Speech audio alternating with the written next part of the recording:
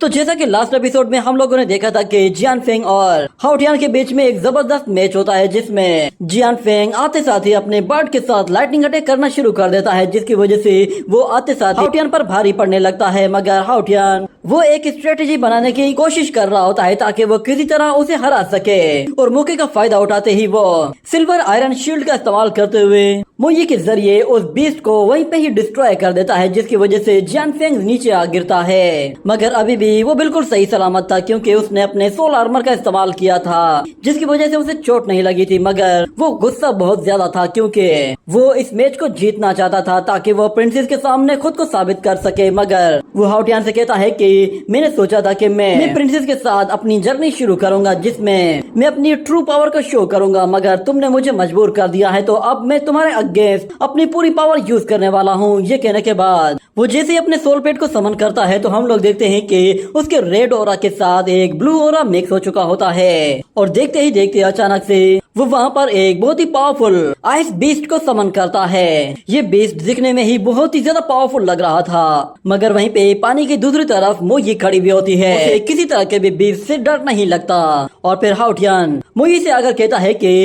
इस 5th level के master को देखकर ऐसा लग रहा है कि जैसे इसका पावर लेवल मोनार्च रियलम का है। मगर मोई बहुत ज्यादा जोश में होती है और वो उसका मुकाबला करना चाहती थी, जिस पर हाउटियान उससे कहता है कि तुम जरा अपना ख्याल रखना। वो जियान फेंग से कहता है कि तुम प्रिंसेस के साथ एक पावरफुल गार्डियन बनना चाहते हो, तो मैं तुम्हें बता दूं कि अब तुम्हें जरा संभल कर रहने की जरूरत है। मगर जियान फेंग कहता है कि तुम भाड़ में जाओ। ये कहते ही वो अपने बीस्ट से कहता है कि इस पर इन्फिनिटी क्लॉ से अटैक करो। ये सुनते ही वो बीस्ट मोई की तरफ दौड़ना शुरू कर देता है, तो दूसरी तरफ मोई भी तेजी से उस पर हमला करने के लिए आती है। दोनों ही बीस्ट एक दूसरे के करीब आ जाते हैं और एक दूसरे पर अपने पंजों से वार करने की कोशिश करते हैं। वो बीस्ट जैसे ही मोई पर हमला करने की कोशिश करता है, तो मोई उसके अटैक को डॉज करने की कोशिश करती है, मगर वो आइस बीस्ट उसे गिरा देता है और उस पर अपने पंजों से वार करने की कोशिश करता है, जिसकी वजह से मोई अपने पैरों से उठाकर उसे वहाँ से दूर फेंक देती है। मगर उस बीस्ट को इससे कोई चोट नहीं लगती, मगर दूसरी तरफ मोई वो और भी ज्यादा गुस्से में आ चुकी होती है, और हम देखते हैं वो गुस्से में आकर जोर से धाड़ना शुरू कर देती है, जिसका मतलब है वो अपने अपोनेंट को चैलेंज कर रही है। ये कहने के बाद वो बीस्ट जैसे ही मोई पे हमला करने के लिए आता है, तो हाउटियान कहता है कि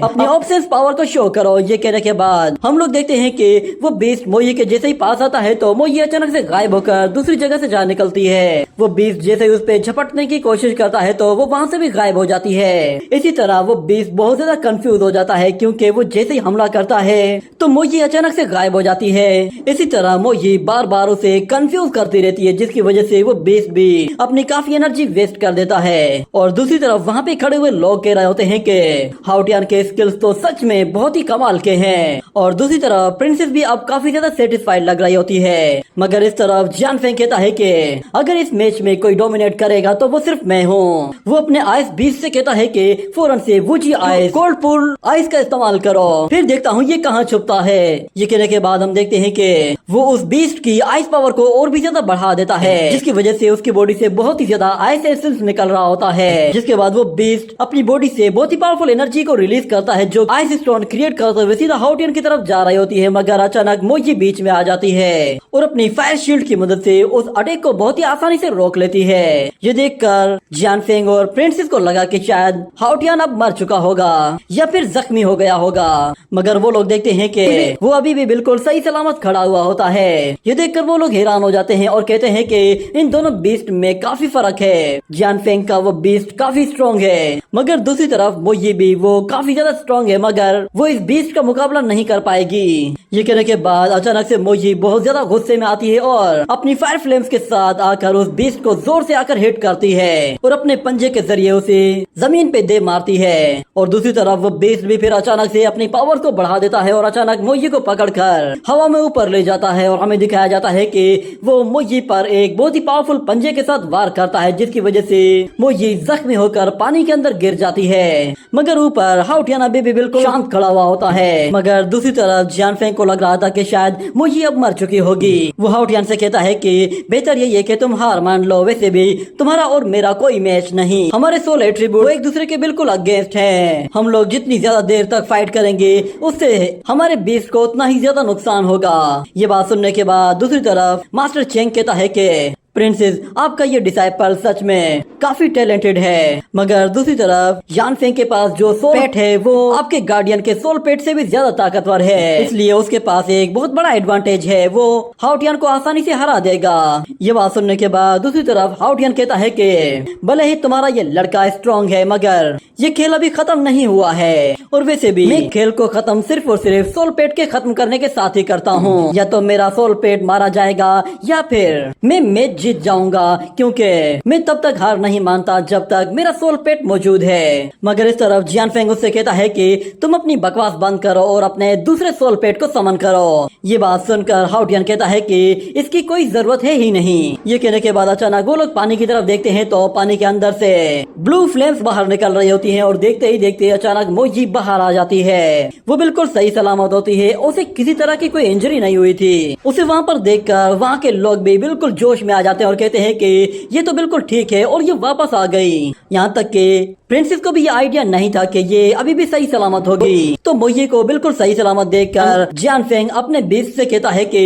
ये मोई कुछ ज्यादा ही जिद्दी है, लगता है कि हमें थोड़ा सा और टाइम इस पर वेस्ट करना पड़ेगा। ये कहते ही वो अपने सोल पेट से वांगशी अटैक करने के लिए कहता है, तो दूसरी तरफ मोई भी उसकी तरफ तेजी से हमला करने आती है और हाउटियन उससे स्प्लैश अटैक करने के लिए कहता है, तो मोई 2 स्प्लैश अटैक करती है, मगर वो बीस्ट आसानी से उससे बच जाता है। और इस तरफ जियान फेंग अपने बीस्ट से कहता है कि वो फॉक्स बहुत ही आसानी से छुप सकती है, इसलिए अपनी पूरी आइस पावर का इस्तेमाल करके उसे पूरी तरह से मसल दो। और हम देखते हैं कि वो जैसे ही आइस बीस्ट उसके पास आता है तो वो ऊपर जाते ही अपनी आइस एनर्जी का इस्तेमाल करते हुए वहाँ पे चारों तरफ एक आइस डोमेन क्रिएट करता है और फिर अपने ही पंजे के साथ उसी डोमेन को तोड़ देता है, जिसकी वजह से वो आइस स्टोन नीचे गिरने लगते हैं। तो ये देखकर हाउटियन को उसका अटैक समझ में आ जाता है। वो असल में बहुत बड़े बड़े आइस स्टोन्स गिराकर मोजी का काम तमाम करना चाहता था, मगर मोजी उन आइस अटैक से खुद को बचा रही होती है। और इस तरफ हाउटियन कहता है कि ये जगह पूरी तरह से कवर हो गई है, मुझे हमला करने के लिए थोड़ा सा गैप चाहिए। वो मोजी से कहता है कि चलो तो फिर इस आइस अटैक का फायदा उठाते हैं। ये कहने के बाद मोजी उन आइस स्टोन्स में भागना शुरू कर देती है और वो बीच उस पर एक एनर्जी अटैक भी करता है, मगर उसका भी कोई फायदा नहीं होता। मोजी बहुत ही फास्ट होती है और वो स्टोन्स के बीच में छुपते छुपते उसके बिल्कुल करीब आ पहुंचती है और आते साथ ही अपनी टेल्स के साथ उसे पूरी तरह से जकड़ लेती है। उसकी टेल में क्योंकि फायर फ्लेम्स मौजूद होती हैं, तो उस बीस्ट को उससे बहुत ज्यादा तकलीफ हो रही होती है। ये देखकर जियान फेंग बिल्कुल हैरान हो जाता है और वो कहता है कि आखिर ये मोजी मेरे आइस क्लॉ अटैक से कैसे बच गई। मगर दूसरी तरफ उसका वो बीस्ट बहुत ही जोर जोर से चिल्ला रहा होता है, क्योंकि उसे काफी ज्यादा तकलीफ हो रही थी। मोजी ने अपनी टेल्स में उसे इस तरह जकड़ा हुआ होता है कि अगर वो उसे काफी देर तक यूं ही जकड़े रखे तो शायद वो उसकी हड्डी पसली तोड़ देगी। मगर जियान फेंग अपने बीस्ट को बचाने के लिए अपने इन्फिनिटी पावर को एक्टिवेट कर देता है और कहता है कि चलो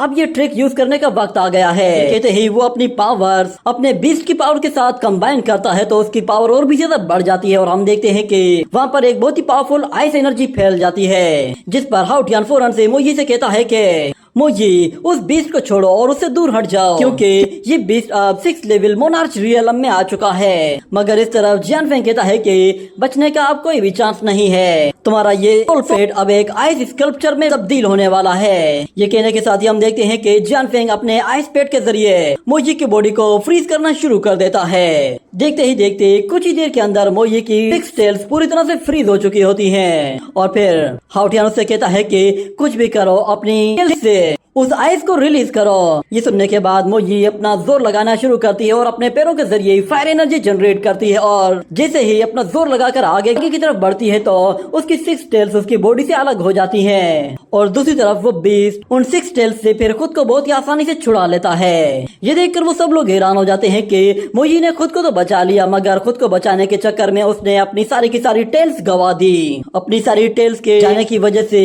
वो बहुत ज्यादा वीक भी हो गई थी। वो सीधा हाउटियन के पास आती है तो हाउटियन उसके पास आते ही उसे गले लगा लेता है और अपना सिर उसके माथे के साथ लगाकर कुछ देर के लिए वैसे ही खड़ा हो जाता है। ये देखकर जियान फेंग कहता है कि अगर तुम्हारे पास दूसरे सोल मास्टर जैसा टैलेंट नहीं है तो फिर तुम दिखावा करने की कोशिश क्यों कर रहे हो। मगर हाउटियन कहता है कि फॉक्स की असल पावर उसकी इज्जत होती है। ये कहने के बाद अचानक हम लोग देखते हैं कि मोजी की बॉडी के अंदर से फायर फ्लेम्स बाहर निकलने लगती है, जो कि देखते ही देखते उसकी पूरी बॉडी में फैल जाती है। ये देखकर हाउटियन भी हैरान हो जाता है और वो कहता है कि ये क्या हो रहा है। मगर फिर अचानक उसे याद आता है कि मोई ने जब लास्ट टाइम इस तरह रिएक्ट किया था तो वो पूरी तरह से इवॉल्व हुई थी और लगता है कि शायद वो फिर से अपने म्यूटेशन प्रोसेस को कंटिन्यू करने वाली है। हाउटियान उससे कहता है कि चलो ठीक है, तुम ये सब खुद से करना चाहते हो तो फिर ठीक है, मैं सब कुछ तुम पर छोड़ रहा हूँ। ये कहने के बाद हम देखते हैं कि मोई उससे दूर हट जाती है और उसकी बॉडी के अंदर से बहुत ही ज्यादा पावरफुल फायर फ्लेम्स बाहर निकलती हैं, जो कि इतनी ज्यादा होती हैं कि जियान फेंग तक वो पहुंच रही होती है। मगर उसका वो बीस्ट शील्ड के जरिए खुद को और अपने सोल मास्टर को बचा रहा होता है। मोई की पावर देखकर वहाँ पे खड़े हुए सारे लोग बिल्कुल हैरान हो चुके होते हैं, क्योंकि वो फायर फ्लेम्स इतनी ज्यादा स्ट्रॉन्ग होती है कि वहाँ पे पड़े हुए जितने भी आइस स्टोन्स होते हैं उन्हें भी जलाकर राख कर देती है। जिसके बाद मोई बहुत ही जोर से धारती है और उसकी फ्लेम्स उसकी बॉडी में और भी ज्यादा बढ़ जाती हैं और देखते ही देखते वो अपनी पावर के जरिए अपनी टेल्स को दोबारा से रीजनरेट कर लेती है। मगर इस मर्तबा वो 6 टेल के जरिए 9 टेल्स को जनरेट कर लेती है, जिसकी वजह से उसकी पावर अब पहले के मुकाबले में बहुत ज्यादा स्ट्रॉन्ग हो चुकी होती है। ये देखकर प्रिंसेस बिल्कुल हैरान सी होती है और वो कहती है कि इसने खुद से अपनी बॉडी को इवॉल्व कर लिया। सच में मैं अपनी लाइफ में ऐसा सीन पहली मर्तबा देख रही हूँ। और दूसरी तरफ हाउटियान दोबारा से मोई के पास आ जाता है। 9 टेल फॉक्स बनने के बाद मोई पहले के मुकाबले में और भी ज्यादा खतरनाक हो गई थी। और इस तरफ जियान फेंग कहता है कि ये नामुमकिन है, ये तो हो ही नहीं सकता था, ये कैसे हो गया, आखिर इस लड़के के पास उसकी डिग्निटी कहाँ से आ गई। मगर हाउटियान कहता है कि मोई जाओ और जाकर उसे दिखाओ कि तुम क्या कर सकती हो। ये कहने के बाद मोई बिजली की रफ्तार से जाते ही उस बीस्ट को अपनी टेल्स के बीच में जकड़कर हवा में ऊपर ले जाती है और जाते साथ ही उसे वापस जोर से जमीन की तरफ थ्रो करती है। मगर जमीन पर गिरने से पहले ही मोई बहुत ही फास्ट स्पीड के साथ उसे आकर हिट करती है, जिसकी वजह से वो बीस्ट हवा में ही पूरी तरह से खत्म हो जाता है। ये देखकर जियान फेंग के भी तोते उड़ जाते हैं, क्योंकि उसका बीस्ट उसकी आंखों के सामने ही एनर्जी फॉर्म में बिखर गया था। और फिर हाउटियान जियान फेंग से कहता है कि ये है मेरी 9 टेल फॉक्स की ड्रैगन स्किल पावर। और इस तरफ जियान फेंग को इस बात का सदमा होता है कि वो ये फाइट नहीं जीत पाया तो वो अब प्रिंसेस के साथ वर्ल्ड जर्नी पर नहीं जा पाएगा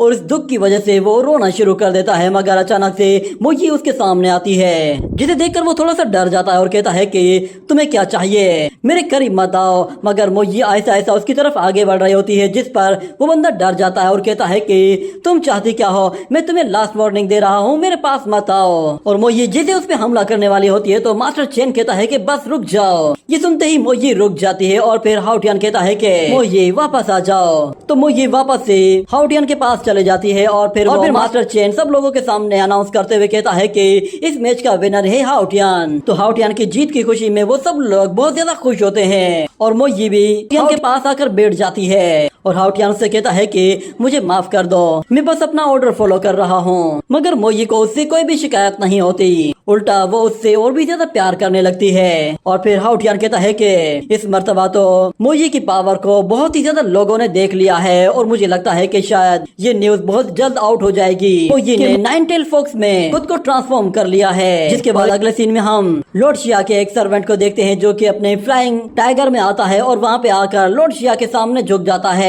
लॉर्ड शिया जो कि एक स्टोन को देख रहा होता है, उस वॉरियर के आने के बाद वो उससे कहता है कि तुम यहाँ पे क्या कर रहे हो, मैंने तो तुम्हें हाउटियान पर नजर रखने के लिए भेजा था। ये सुनकर वो वॉरियर कहता है कि माय लॉर्ड, मैं उस पर नजर रख रहा था, मगर मेरे पास एक बहुत जरूरी खबर थी, हाउटियान ने लुवुजेन को मार दिया है। ये सुनकर लॉर्ड शिया उससे कहता है कि तो फिर तुम उसे अरेस्ट करने के बजाय मेरे पास क्यों आए हो। तो वो सर्वेंट कहता है कि मास्टर, मैं उसे अरेस्ट करने के लिए गया था, मगर चू फैमिली में कोई भी बंदा अब उस जगह पे नहीं है, वो लोग कहीं चले गए हैं और उनके साथ हाउटियान भी कहीं दूर चला गया है। ये सुनते ही लॉर्ड शिया कोई पर्पल कलर की चीज उसके सिर पे दे मारता है और उससे कहता है कि तुम्हें यहाँ पे नहीं आना चाहिए था, तुम्हें मेरा ऑर्डर हर हाल में कंप्लीट करना था। मगर वो वॉरियर कहता है कि मास्टर, मेरे पास एक और खबर है। असल में हाउटियान का वो 6 टेल बीस्ट अब ट्रांसफॉर्म हो चुका है, उसने म्यूटेशन प्रोसेस को कंप्लीट करके 9 टेल फॉक्स का रूप ले लिया है। ये सुनकर लॉर्ड शिया गुस्से में उसे हवा में ऊपर उठा लेता है और कहता है कि तुम जानबूझकर ही मुझे गुस्सा दिलाने की कोशिश कर रहे हो।